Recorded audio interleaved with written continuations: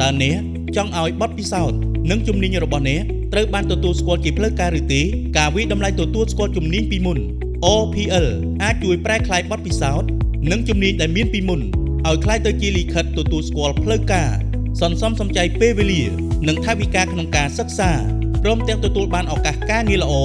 និងប្រាក់ចំណូលច្រើនជាងមុនតើបងប្អូនត្រូវត្រៀមខ្លួនដូចម្តេចខ្លះដើម្បីចូលរួមធ្វើតេស្តវិតម្លៃទទួលស្គាល់ជំនាញពីមុន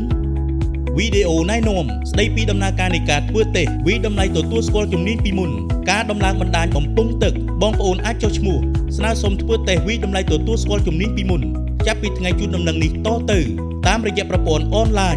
ឬទាក់ទងមកលេខ1297ឬមកដាក់ពាក្យដោយផ្ទាល់រៀងរាល់ម៉ោងធ្វើការនៅតាមមជ្ឈមណ្ឌលវិតម្លៃសមត្ថភាពចំនួន9ទីតាំងតាមរយៈ QR Code បេក្ខជនត្រូវមកបង្ហាញខ្លួននៅមជ្ឈមណ្ឌលវិតម្លៃសមត្ថភាពដែលបានចុះឈ្មោះតាមការណាត់ជួបឲ្យបានមួយសប្តាហ៍មុនថ្ងៃធ្វើតេស្តដើម្បីស្ដាប់ការណែនាំពិនិត្យបន្ទប់ប្រឡងនិងទីតាំងអនុវត្តត្រួតពិនិត្យសម្ភារៈ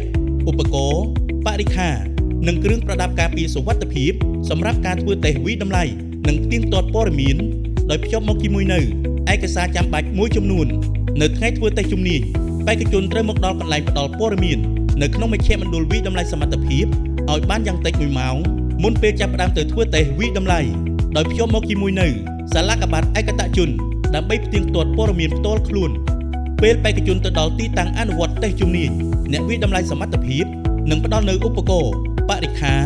និងសម្ភារៈដែលចាំបាច់ផ្ដល់ការណែនាំអំពីបទបញ្ជាផ្ទៃក្នុងនិងសេចក្តីណែនាំសម្រាប់ការប្រតិបត្តិជំនាញរយៈពេល10ទៅ15នាទីបន្តមកទៀតបេក្ខជនត្រូវពិនិត្យនិងផ្ទៀងផ្ទាត់សម្ភារៈឧបករណ៍និងបរិក្ខារដែលមជ្ឈមណ្ឌលវិតម្លៃសមត្ថភាពបានរៀបចំជូនតាមបញ្ជីដែលមានក្នុងវិញ្ញាសាប្រតិបត្តិ15នាទីមុនពេលចាប់ផ្ដើមការអនុវត្តជំនាញបេក្ខជនត្រូវអនុវត្តវិញ្ញាសាប្រតិបត្តិការដំឡើងបណ្ដាញបំពង់ទឹកក្នុងរយៈពេល3ម៉ោង00នាទីដែលអ្នកវិតម្លៃសមត្ថភាពនឹងពិនិត្យនិងផ្ដល់ពិន្ទុដោយស្របតាមលក្ខខណ្ឌវិនិច្ឆ័យដែលបានកំណត់តាមកិច្ចការប្រតិបត្តិចំនួន4ដូចខាងក្រោម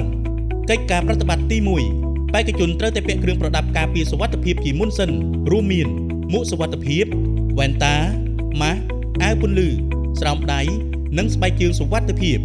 បេក្ខជនត្រូវអានគំនូសប្លង់ត្រួតពិនិត្យផ្ទៃដែលត្រូវដំឡើងប្រព័ន្ធបណ្ដាញទឹកកំណត់និងជ្រើសរើសឧបករណ៍បរិក្ខារតាមតម្រូវការសម្រាប់តភ្ជាប់និងដំឡើងបំពង់និងត្រួតពិនិត្យប្លង់កិច្ចការប្រតិបត្តិទី2បេក្ខជនត្រូវវាស់វែងនិងកាត់បំពង់មិនឲ្យលើសកម្រិតយោងតាមបទដ្ឋានបច្ចេកទេសនិងស្តង់ដារកិច្ចការប្រតិបត្តិទី3បេក្ខជនត្រូវកាត់បំពង់ទឹកឲ្យបានត្រង់ស្មើនិងខាត់ឲ្យរលោងយោងតាមស្តង់ដារនិងនីតិវិធីការងារ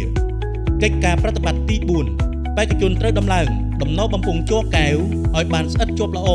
និងរត់ស្របតាមជួរយោងទៅតាមប្លង់ទីតាំងដែលបានកំណត់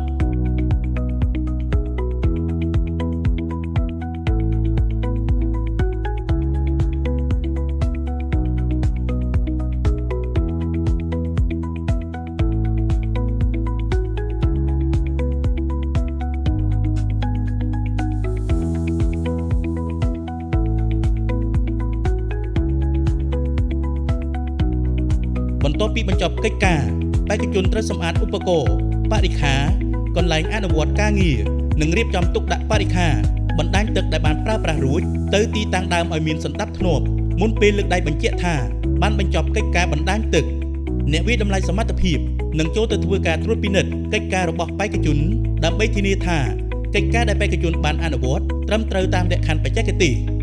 បន្ទាប់ពីបញ្ចប់ការអនុវត្តវិញ្ញាសាប្រតិបត្តិអ្នកវិតម្លៃសមត្ថភាពនិងពិនិត្យកិច្ចការរបស់បេក្ខជននិងសម្ភាសន៍បេក្ខជនរយៈពេល15នាទី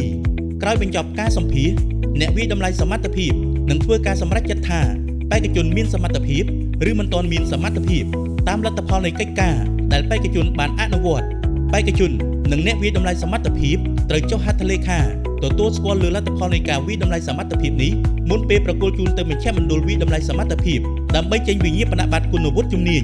មជ្ឈមណ្ឌលវិតម្លៃសមត្ថភាពនឹងចេញវិញ្ញាបនបត្រគុណវុឌ្ឍិជំនាញជូនដល់បេក្ខជនតាមលទ្ធផលរបស់អ្នកវិតម្លៃសមត្ថភាព OPL ធ្វើឲ្យបទពិសោធន៍និងជំនាញរបស់អ្នកក្លាយជាវិញ្ញាបនបត្រដែលមានការទទួលស្គាល់